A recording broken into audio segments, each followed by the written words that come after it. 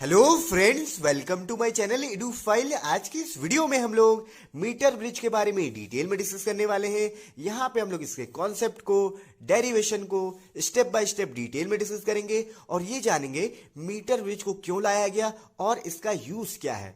तो metre bridge को लाया गया था अननोन रेजिस्टेंस को फाइंड करने के लिए। जैसे मान लीजिए हमारे पास कोई रजिस्टर है, इस तरीके से रजिस्टर है और हमें इसकी वैल्यू चाहिए, इसमें कितना रेजिस्टेंस है इसकी वैल्यू चाहिए, तो हम क्या यूज करेंगे? मीटर ब्रिज का। किसी भी चीज में कितना रेजिस्टेंस है उसको हम नापने के लिए किसका यूज करेंगे? Metre bridge. मीटर ब्रिज आपको अननोन रेजिस्टेंस की वैल्यू बता देगा। तो ये एक तरीका है। तो इससे पहले आप लोगों ने wheat stone bridge previous video में पढ़ा है। तो व्हीट स्टोन ब्रिज का भी काम यही होता है कि अननोन रेजिस्टेंस को मेजर करता है, यानी दोनों का काम एक ही तरीके से। तो अब दोनों में डिफरेंस क्या है? तो मैं आपको बता दूं, मीटर ब्रिज जो होता है वो व्हीट स्टोन ब्रिज का ही एक प्रैक्टिकल फॉर्म होता है। मतलब ये जो होता है मीटर ब्रिज, वो थोड़ा ईजी वे होता है। इसको आप समझिए, ये एक प्रैक्टिकल फॉर्म होता है जो थोड़ा ईजिली आपको बता देता है हर चीज को। अब देखिए, व्हीट स्टोन ब्रिज में हमने क्या जाना था? व्हीट स्टोन ब्रिज इस तरीके से 4 रेजिस्टर का कॉम्बिनेशन होता है और बीच में गैल्वेनोमीटर होता है और यहाँ पे हम एक बैटरी कनेक्ट करते हैं। कुछ इस तरीके से होता है। अब बात करें व्हीट स्टोन ब्रिज की, तो हमें ये अननोन रेजिस्टेंस को बताता है। जैसे मान लीजिए हमारे पास 4 रेजिस्टर हैं, जिसमें से हमें R4 की वैल्यू नहीं पता है, इसकी वैल्यू हमें कैलकुलेट करनी है। तो हम ये फॉर्मूला यूज करके कैलकुलेट कर सकते हैं, R1/R2 is equal to R3/R4। लेकिन ये फॉर्मूला तभी लगेगा जब आपके गैल्वेनोमीटर की करंट क्या होगी? 0 होगी, तभी ये फॉर्मूला लगेगा। यानी इस तरीके से आप अननोन रेजिस्टेंस को निकाल सकते हैं। कब? जब गैल्वेनोमीटर 0 हो, तो आप रेशियो क्या कर सकते हैं? उनको इक्वल कर सकते हैं। तो एक तरीके से आप कह सकते हैं व्हीट स्टोन ब्रिज में क्या होते हैं? रेजिस्टेंस के रेशियोज इक्वल होते हैं जब गैल्वेनोमीटर की करंट 0 होती है।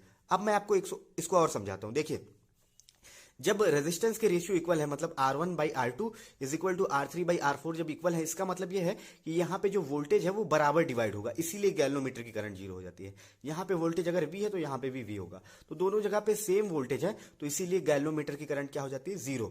तो एक तरीके से आप कह सकते हैं, अगर रेजिस्टेंस जो है वो हमारे एक फिक्स रेशियो में है, इक्वल रेशियो में है, तो वोल्टेज जो हमारा होगा वो इक्वल होगा दोनों एंड पे। दोनों एंड पे क्या होगा? वोल्टेज इक्वल होगा। इसीलिए गैल्वेनोमीटर की करंट 0 होती है जब ये रेशियो इक्वल होते हैं। R1/R2 is equal to R3/R4 कब होगा?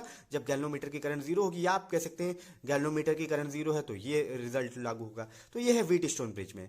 अब देखिए, हमें जैसे किसी अननोन रेजिस्टेंस की वैल्यू को फाइंड कर रहे हैं, जैसे R4 की, तो हम यहाँ पे पुट कर देंगे, हमें पता चल जाएगा भाई R4 इस फॉर्मूले से निकाल के हम लगा सकते हैं।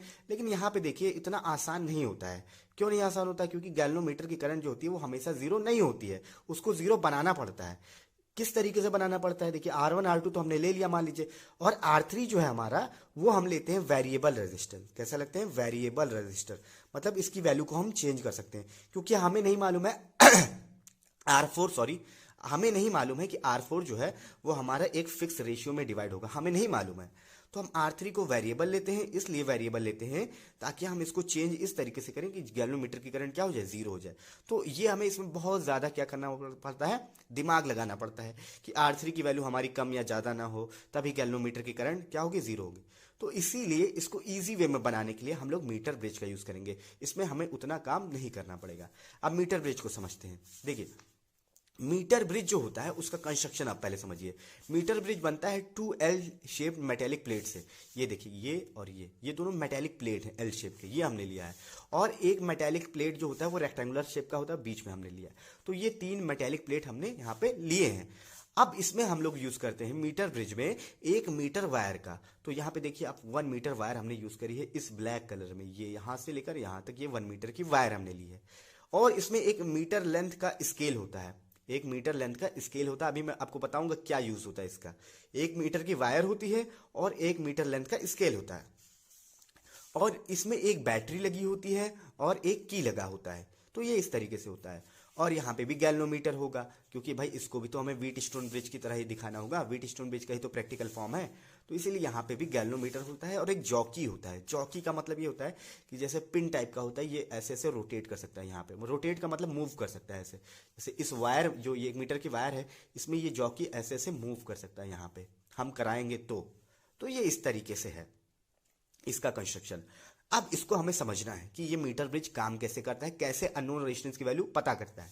तो मान लेते हैं कि हमारे पास जो अननोन रेजिस्टेंस है, यहाँ पे चलिए मान लेते हैं R1। क्या मान लेते हैं? R1 मान लेते हैं। और इसको हम मान लेते हैं R2, ये हमें पता है। ये R2 जो है वो हमारी नोन रेजिस्टेंस है, मतलब ये हमें जानकारी है। R1 हमें निकालना है, तो R1 रेजिस्टेंस को हम मीटर ब्रिज के हेल्प से निकाल सकते हैं। मीटर ब्रिज के हेल्प से निकालेंगे, कैसे निकालेंगे यही अब समझने वाले हैं। तो देखिए यहाँ पे आप समझ लीजिए, ये वायर जो होता है 1 मीटर का जो होता है, ये मैग्नीन का होता है। मैग्नीन मतलब ऐसा मटेरियल जिसमें कुछ रेजिस्टेंस होता है अच्छे मात्रा में। तो यहाँ अब हमें इसकी वैल्यू निकालनी है R1 की। तो how can we find this R1? तो कैसे फाइंड करें? तो देखिए हम इस तरीके से फाइंड करेंगे। आप क्या करेंगे, यहाँ पे आप सप्लाई देंगे तो सब में क्या होगी, करंट होगी। अब हमें गैल्वेनोमीटर की करंट को जीरो करनी रहती है, ये हमें पता है। जब गैल्वेनोमीटर की करंट जीरो होगी तभी ये हमारा फॉर्मूला लगेगा। तो अभी आप तो सोच रहे होंगे कि इसमें तो 2 ही रजिस्टर दिख रहा है, आप तो व्हीटस्टोन ब्रिज में 4 रजिस्टर यूज करते हैं, तो इसमें भी आपको 4 दिख जाएगा। कैसे दिखेगा, देखिए जैसे ही हमने इसको ऑन किया तो अभी क्या है, गैल्वेनोमीटर की करंट जीरो नहीं है। यहां से करंट गया, यहां पे भी गया, गैल्वेनोमीटर की करंट जीरो नहीं है। गैल्वेनोमीटर कुछ इस तरीके से होता है, यहाँ पे एक सुई लगी होती है। अगर सुई अगर बीच में है तो जीरो है, अगर डिफ्लेक्शन हो रहा है तो मतलब जीरो नहीं है, अगर जीरो है तो मतलब करंट जीरो है। ये है, तो यही हमें जीरो करना है। तो देखिए हम क्या करेंगे, इस जॉकी को, अब ये जॉकी ही तो है, इसको ऐसा मूव करेंगे वायर के अलॉन्ग, ऐसा मूव करेंगे कि ये जीरो बन जाए। तो मान लीजिए यहाँ इसको हमने यहाँ थोड़ा सा किया तो अब ये जीरो बन गया। जैसे ही हमने यहाँ मूव किया थोड़ा, ये जीरो, अब ये जीरो तो बनेगा ही। मान लीजिए हमने इधर मूव किया तो ये जीरो हो गया, हो सकता है इधर मूव करे तो जीरो हो जाएगा। तो जिस जिस जहां पे मूव करें वहां पे जीरो हो जाए, वहीं पे हम इसको रोक देंगे, वहीं पे हम क्या कर देंगे, रोक देंगे। तो अब हमारा ये बैलेंस हो गया। अब ये हमारा 2 रजिस्टर की तरह काम करेगा वायर, ये 2 पार्ट में है ना, तो एक यहां से यहां तक और एक यहां से यहां तक। तो ये 2 रजिस्टर, 1 2 3 4 रजिस्टर आपके हो गए। यहाँ पे भी देख सकते हैं 4 रजिस्टर हो गए। तो हो गया व्हीटस्टोन ब्रिज की तरह। और इसको क्या करना है, जो बैलेंस करना है, ये भी बहुत आसान है, क्योंकि यहाँ पे गैल्वेनोमीटर की करंट को जीरो बनाना बहुत आसान है। हमें केवल क्या करना रहता है, मूव कराना रहता है जॉकी को इधर उधर। जहां मूव करा रहे हैं, जहां पे अगर हमने जहां पे जीरो होता है गैल्वेनोमीटर की करंट, वहीं पे हम रोक देते हैं जॉकी को। तो यहाँ पे मान लीजिए हमने रोक दिया। अब इस लेंथ को हम कह देते हैं, मान लीजिए वायर की L, यहाँ से यहाँ तक की लेंथ को, और यहाँ से यहाँ तक की लेंथ को हम कह देते हैं 100 - L। अब 100 - L क्यों? क्योंकि 1 मीटर की स्केल है और 1 मीटर में हम जानते हैं कितने सेंटीमीटर होते हैं, 100 सेंटीमीटर होते हैं। तो इसीलिए यहाँ पे ये अगर L है यहाँ तक तो पूरा मान लेते हैं, तो हमारा हो जाएगा 100 - L। ठीक है भाई, पूरा 100 है ना, 100 सेंटीमीटर है, तो ये L, तो ये 100 - L। इतना आपको क्लियर है? तो 1 2 3 4 रजिस्टर आपको मिल गए। अब हम लोग क्या करते हैं, इस वायर की यहाँ पे जो इस वायर है, इसकी रजिस्टर को हम लोग रेजिस्टेंस को मान लेते हैं RCM। क्या मान लेते हैं, RCM। देखिए RCM मान रहे हैं रेजिस्टेंस पर यूनिट सेंटीमीटर, मतलब पर यूनिट लेंथ में, पर यूनिट सेंटीमीटर में कितना रेजिस्टेंस। मान लेते हैं 1 सेंटीमीटर में कुछ रेजिस्टेंस होगा, 2 सेंटीमीटर में कुछ, तो 1 सेंटीमीटर में कितना रेजिस्टेंस है, वो है RCM। तो अगर हमें टोटल रेजिस्टेंस यहाँ तक चाहिए, यहाँ से यहाँ तक, तो क्या हो जाएगा, L × R सेंटीमीटर। यानी कि 1 सेंटीमीटर का आपको पता है 8 सेंटीमीटर, तो L सेंटीमीटर का कितना हो जाएगा, L × RCM। तो ये आपका रेजिस्टेंस हो गया इस वायर का। इस वायर को चलिए हम लोग मान लेते हैं यहाँ पे AB, ये हमने मान लिया, और यहाँ पे C। AB का तो आपने निकाल लिया, AB का रेजिस्टेंस क्या होगा, रेजिस्टेंस ऑफ AB। तो रेजिस्टेंस ऑफ AB ये आ गया। अब रेजिस्टेंस ऑफ BC आप निकाल लीजिए, रेजिस्टेंस ऑफ BC क्या हो जाएगा, ये हो जाएगा 100 - L × RCM। मतलब 1 सेंटीमीटर का रेजिस्टेंस जो है 8 सेंटीमीटर है, तो 100 - L का कितना हो जाएगा, 100 - L का हो जाएगा 100 - L × RCM। बहुत ही आसान है। अब हम लोग क्या करेंगे, हम लोग जो ये व्हीटस्टोन ब्रिज का फॉर्मूला अप्लाई कर देंगे, क्योंकि अब हमारी गैल्वेनोमीटर की करंट तो जीरो ही हो गई, हमने मूव किया जॉकी को इस तरीके से। तो अब हमारा जो फॉर्मूला लगेगा वो क्या लगेगा, R1/R2 = R3/R4, ये लग जाएगा।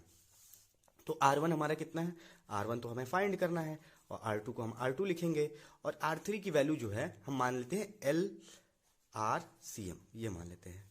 और R4 की वैल्यू हम क्या मानेंगे, 100 - L। भाई R3 तो हमारा यही है और R4 ये हो गया, तो ये हो जाएगा 100 - L RCM। ये दोनों रेजिस्टेंस है ना, ये दोनों रेजिस्टेंस है। तो ये हमारे यहाँ तक हो गया।